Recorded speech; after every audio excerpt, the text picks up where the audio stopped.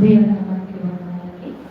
మరి ఇక్కడికి వచ్చినటువంటి రక్త సంబంధికులకి మరి ప్రభునామ వందనాలు. అయ్యగారికి మరి ముగ్గురికి కూడా హృదయపూర్వక వందనాలండి. అమ్మగారికి కూడా హృదయపూర్వక వందనాలు. మరి దేవుడు ఈ రోజున ఇలా ఏర్పరచారంటే కేవలం దేవుడు కృపేనండి. మనుషులుగా మేము చేసిందైతే మా వంతు పని మేము చేసామంటే తప్ప కానీ అది దేవుడు ఇచ్చినటువంటి కృప. దేవుడు ఈ గృహాన్ని స్టార్ట్ చేసినప్పుడు చాలా కష్టం వచ్చింది. ఒక నెలలోనే చాలా భయంకరమైనటువంటి ఇబ్బందులు మా అబ్బాయి విషయంలో పడ్డాను. అయినప్పటికీ దేవుడు కృపించాడండి. మరి ఇల్లంతా కట్టేసిన తర్వాత స్లాబ్కి వాతావరణం చూసుకోకుండా స్లాబ్కి మేము వాతావరణం చూడకుండా ఏం చేస్తామంటే మొత్తం అన్ని మెటీరియల్ తెప్పించి స్లాబ్ అన్ని పురమాయించేసాము. పురమాయించినప్పుడు ఏడుపు వచ్చేస్తుంది. చూస్తుంటే ఏంటి వాతావరణం బాగుండట్లేదు, ఏంటి ప్రభావ స్లాబ్ పడేటప్పుడు మరి వర్షం కురవకూడదు అంటున్నారు. పెట్టేస్తాము, ఏం చేయలేదు. అందరూ పక్క వాళ్ళందరూ వచ్చేసారండి. టెన్షన్ వచ్చి మరి పాస్టర్ ఫోన్ చేశాను అయ్యగారికి. అలాగే ఫోన్ చేసినప్పుడు అయ్యగారు అన్నారు, భయపడకమ్మా, ఈ చినుకులకి ఏమీ కాదు అనేసి అన్నారు. వచ్చి ప్రార్థన చేశారు. చినుకులు అలాగా గట్టిగానే అయిందండి. మరి చినుకులు కూడా జోరుగా పడుతున్నాయి. ఏంటి ప్రభావ స్లాబ్ వేసేస్తున్నాము. చాలా డబ్బులతో కూడిన పని. స్లాబ్ అంటే మరి వెనక ముందు చూడకుండా ఆలోచించకుండా నేను అన్ని మెటీరియల్ తెప్పించి అన్ని మాట్లాడిస్తామని చాలా బాధపడి ఆదివారం రోజు దేవుని సన్నిధిలో నేను కూర్చొని ఏడుస్తా, కన్నీళ్ళు ఏడుస్తా ప్రార్థన చేశాను. ప్రభువా మరి ఏంటి మరి ఇంత కృపణించడం, నేను ప్రతిదీ కూడా మరి ఒకదానిగా మేము వెళ్తున్నాము ఇద్దరికి. మరి నా చేసుకున్న పనులు మరి ఇటువంటి ఇబ్బంది ఎదురైంది అని దేవుని దగ్గర నేను చేస్తున్నానండి. మరి చేసినప్పుడు దేవుని యొక్క కృప నాకు దర్శనం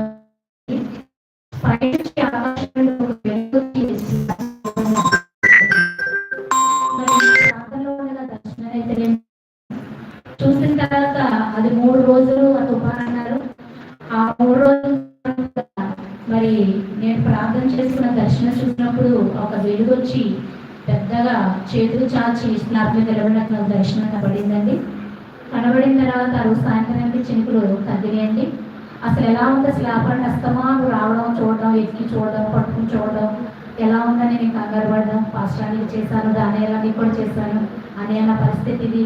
నేను స్లాబ్ వేసాను అనుకోని రీతికి ఎలా జరిగింది అని ఎంతగానో బాధపడ్డానండి. మరి దేవుడు తన కృపనిచ్చి అక్కడ నేను నీకు తోడుగా ఉన్నాను, భయపడుతుందని ఆయన దర్శనంలో చూపించారు. కాబట్టి మరి దేవుని యొక్క కృపేనండి.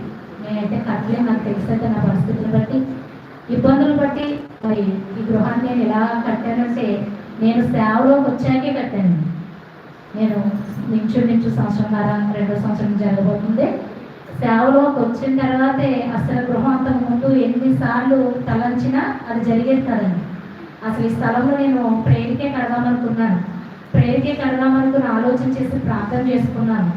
ప్రేయర్కి పెట్టేద్దాం ఈ స్థలాన్ని ఆలోచన చేసినప్పుడు అలాగ ఆలోచిస్తా మరి దేవునికి ఇచ్చేస్తే ఒకే స్వార్థం ఏంటంటే మరి ఈ స్థలం కూడా నాకు ఇచ్చిన మా మామగారికి ఒకటి ఇల్లు కట్టుకోమని దేవునికి ఇచ్చేస్తున్నాను.